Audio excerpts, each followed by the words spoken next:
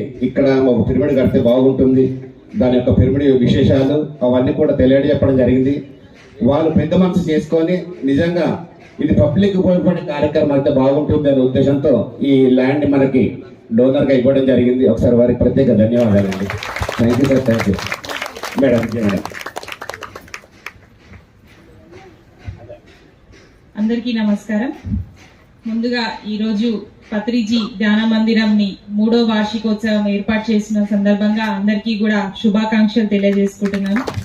ముందుగా మనమందరం సంతోషించాల్సిన విషయం, పెద్దంబర్పేటలో, అది కూడా మన సాయినగర్ కాలనీలో 4th వార్డులో మనమందరం కూడా ధ్యాన మందిరం ఏర్పాటు చేసుకొని దాని అందరం కూడా సద్వినియోగం చేసుకుంటున్నందుకు అందరికీ కూడా హృదయపూర్వకంగా ధన్యవాదాలు తెలియజేసుకుంటున్నాను.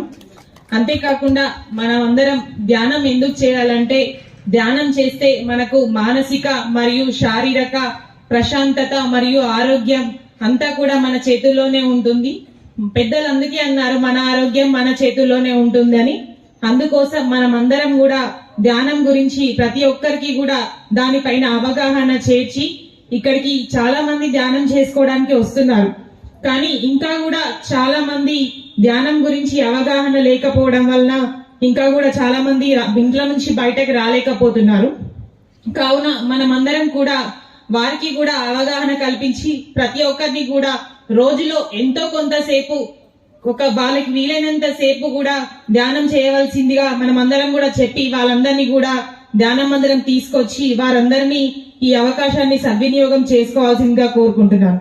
అంతేకాకుండా మనమందరం కూడా ఇప్పుడు మనం అలవాటు చేసుకున్న దైనందిక జీవితంలో ప్రతి ఒక్కరం కూడా ఏదో ఒక ఒత్తిడితోని మనం బాధపడుతూనే ఉంటున్నాం. ఆ ఒత్తిడిని మనం అందరం కూడా అధిగమించుకోవాలంటే ప్రతి ఒక్కరు కూడా ధ్యానంని చేయవలసిందిగా కోరుకుంటున్నాను. అంతేకాకుండా ఇప్పుడున్న ప్రజెంట్ సిచ్యువేషన్ లో పిల్లలు కూడా ఎంతో మంది మెడిటేషన్ అంటే వాళ్ళకు తెలిసినా కూడా మన పేరెంట్స్ అందరం కూడా వాళ్ళు ఫోన్లలో చాలాసేపు టైం కేటాయిస్తున్నారు. అంతేకాకుండా మనం అందరం కూడా పిల్లల్ని కూడా మెడిటేషన్లు చేయవలసిందిగా మనం అందరం ప్రోత్సహించాలని కోరుకుంటున్నాం. మెయిన్ గా పిల్లలకి, పెద్దలకి, ప్రతి ఒక్కరికి కూడా దీనిపైన అవగాహన ఇంకా కూడా చేయించి మనమందరం కూడా ధ్యానాన్ని చేయించవలసిందిగా కోరుకుంటున్నాం. ఈ అవకాశం ఇచ్చిన పెద్దలందరికీ కూడా ధన్యవాదములు.